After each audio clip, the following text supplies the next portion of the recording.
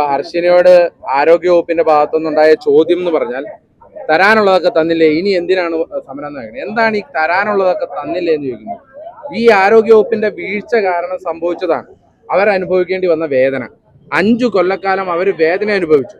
ആ വേദനയ്ക്കപ്പുറമായിട്ട് അവർ വലിയ രീതിയിലുള്ള പ്രയാസങ്ങൾ അനുഭവിച്ചു, പ്രതിസന്ധി അനുഭവിച്ചു, കുടുംബജീവിതത്തിൽ പ്രതിസന്ധി അനുഭവിച്ചു. ഇതൊക്കെ അനുഭവിച്ചപ്പോഴും അവർ ഒരു വാക്കുകൊണ്ട് പോലും ആദ്യഘട്ടത്തിൽ സർക്കാരിനെതിരെ പറഞ്ഞില്ല. ഞങ്ങൾ ആദ്യഘട്ടത്തിൽ സമരവുമായി ബന്ധപ്പെട്ട് പോകുമ്പോൾ സർക്കാരിനെതിരെ ഒരു വാക്കുകൊണ്ട് പോലും പറഞ്ഞില്ല. പക്ഷേ ഒരു ഘട്ടം കഴിയുമ്പോൾ സർക്കാർ പോലും അപമാനിക്കുന്ന തരത്തിലാണ്. ആരോഗ്യവകുപ്പ് മന്ത്രി തന്നെ അപമാനിക്കുമല്ലേ, ഒരു സ്ത്രീ അപമാനിക്കുമല്ലേ, ഒരു പേറ്റുനോവെടുത്ത് പ്രസവ ശസ്ത്രക്രിയക്ക് വിധേയമായ ഒരു സ്ത്രീ തന്നെ അപമാനിക്കുമ്പോൾ നമുക്ക് വേറെ എന്ത് പറയാൻ സാധിക്കും? തരാനുള്ളതൊക്കെ തന്നില്ലേ എന്ന് എന്ത് ചോദ്യമാണ് ചോദിക്കുന്നത്? ഇപ്പോഴും ചികിത്സയിലാണ്. തുടർ ചികിത്സയ്ക്ക് തന്നെ എത്രയോ പണം വേണം. അത് കള്ളം പറഞ്ഞതാണ്. ഏത് തരാനുള്ളത് തന്നില്ലേ എന്ന് പറയുമ്പോൾ കള്ളം പറയുകയാണ്.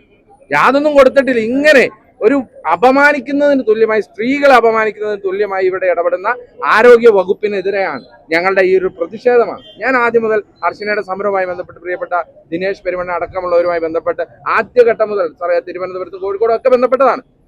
ആ ഘട്ടങ്ങളിലൊക്കെ തന്നെ ഇവർക്കെതിരെ നടപടിയെടുക്കാതെ ഇവരെ സംരക്ഷിച്ചു നിർത്തുന്ന നിലപാടാണ് ആരോഗ്യവകുപ്പ് എടുത്തത്. അതുകൊണ്ട് തന്നെ ഇത് ആരോഗ്യവകുപ്പിന്റെ മന്ത്രിയുടെ ധാർഷ്ട്യത്തിന്റെയും ധിക്കാരത്തിന്റെ കൂടി പ്രതിഫലനമാണ്. അതിനെതിരെയുള്ള പ്രതിഷേധം കൂടിയാണ്. സ്ത്രീത്വത്തെ അപമാനിച്ചാൽ ഒരു കാരണവശാലും കൈയും കെട്ടി നോക്കിയിരിക്കാൻ ഞങ്ങൾക്ക് സാധിക്കില്ല. ഇത് സ്ത്രീകളെ അപമാനിക്കുന്നതിന് തുല്യമാണ്. അതിനാണ് ഹർഷിന ഇവിടെ എത്തിയത്.